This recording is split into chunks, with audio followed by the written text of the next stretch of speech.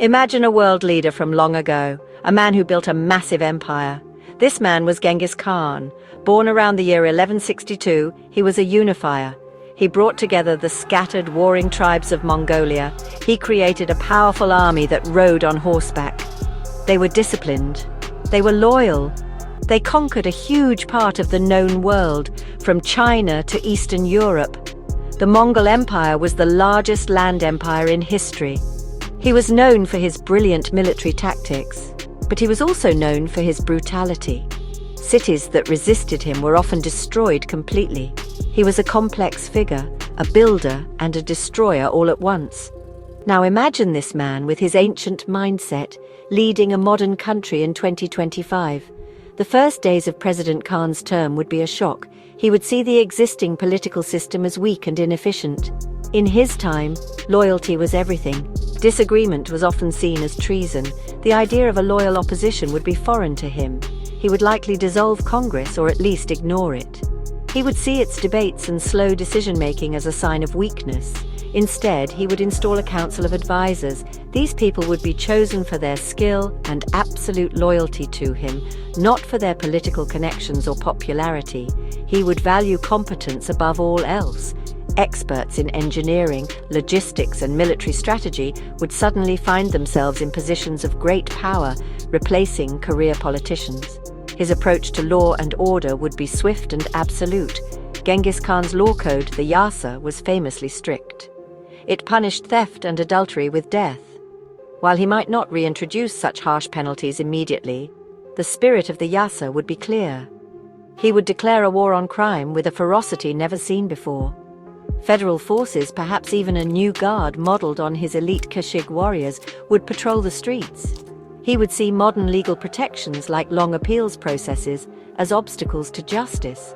For Khan, the goal is simple: create a safe and orderly society where people can work and trade without fear.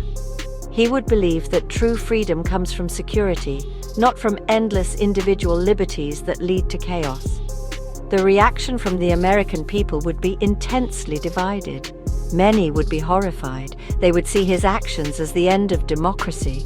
Protests would erupt, demanding a return to constitutional rule. Civil liberties groups would challenge his every move in courts that he might no longer recognize. Yet others might secretly or even openly support him. For those tired of political gridlock, rising crime, and a sense of national decline, Khan's decisive, no-nonsense approach could be appealing. They might see him as a strong leader who gets things done. He is not a Republican or a Democrat. He is a conqueror, a unifier. He promised order and he would deliver it, but the price would be a kind of freedom many had always taken for granted. Under President Khan, the fabric of daily life would change in profound ways. His rule would prioritize collective success over individual expression. One of his first major projects would be a massive infrastructure overhaul.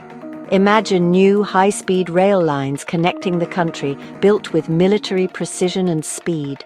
Think of it as a modern Silk Road, but made of steel and concrete, designed to move goods and people with incredible efficiency.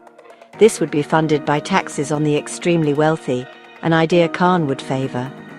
He believed in meritocracy, but he also believed that all wealth ultimately belonged to the state, to be used for the good of the empire. Everyone would be expected to contribute to these grand national projects. Technology would be a tool of control and efficiency. Genghis Khan was a master of communication in his day, using a relay system of riders called the Yam to pass messages quickly across his vast empire. In 2025, he would see the internet as the ultimate Yam. He would seize control of it. Social media would be heavily monitored and censored. Dissent would be silenced. The internet would become a tool for government decrees, promoting national unity and broadcasting the state's official message. On the other hand, he would pour resources into technological innovation, especially in military, energy, and communication fields. He would want the best technology for his nation to ensure its dominance. The concept of equality would be reshaped through Khan's pragmatic lens. He was famous for promoting people based on merit, not their family background or tribe. In 2025 America, he would apply the same logic. He would dismantle systems he saw as based on privilege. He would not care about race, gender, or social class. He would only care about what you could do. Can you lead a team? Can you build a bridge? Can you write good code? If so, you would rise high. This radical meritocracy might break down old barriers. However, it would also create a highly competitive and ruthless society.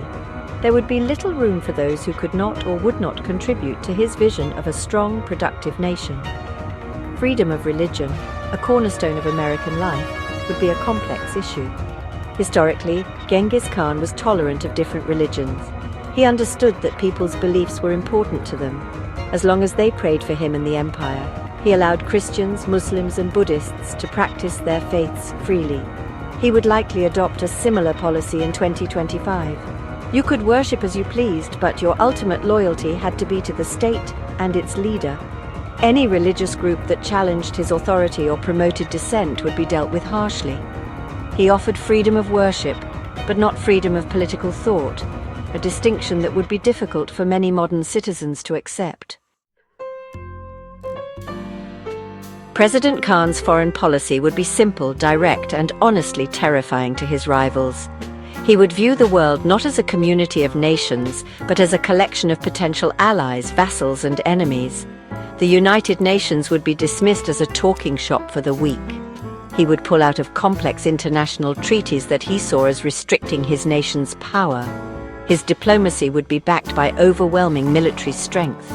His message to the world would be clear. You can trade with us and prosper, or you can oppose us and be crushed. There would be no middle ground.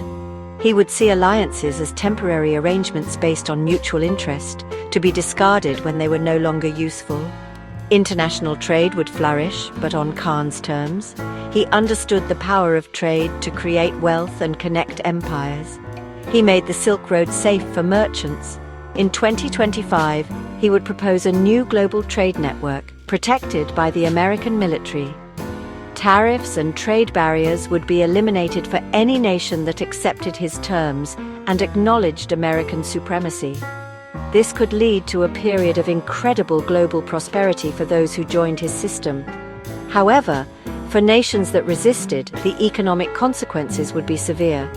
He would use economic warfare as effectively as he used his cavalry, imposing crippling sanctions and blockades on any state that dared to defy him.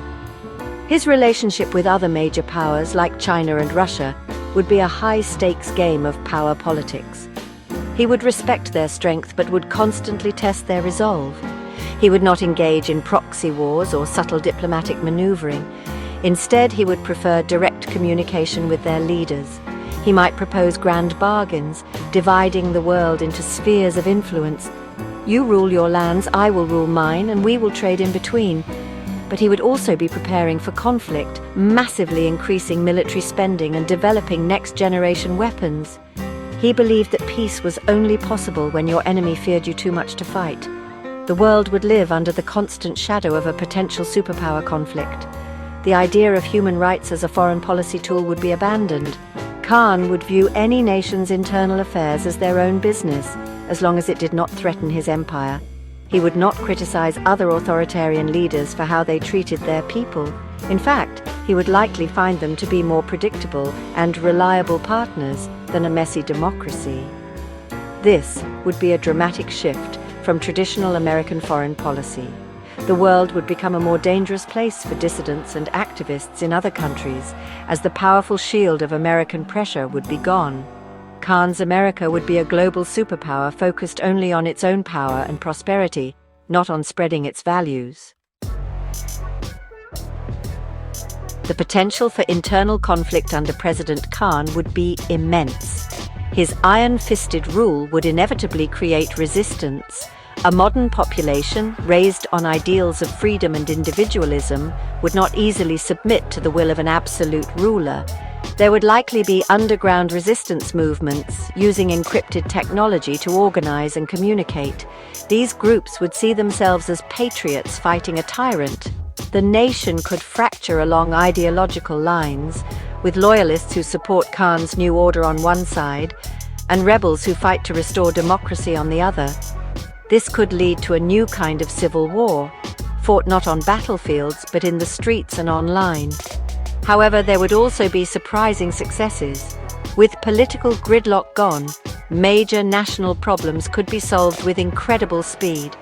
Imagine a cure for a major disease being developed and distributed to the entire population in months because of a direct presidential decree. Imagine the nation's energy grid being completely modernized and switched to clean sources in a single decade. Khan's focus on results and his willingness to use the full power of the state could achieve things that democracies can only dream of. People might find themselves living in a safer, more prosperous, and more technologically advanced society. The surprise would be the quiet, nagging question: was it worth the price? The ultimate lesson from this thought experiment is about the tension between freedom and order. Genghis Khan represents order in its most extreme form. He offers security, unity, and purpose. He promises to make the nation strong and respected.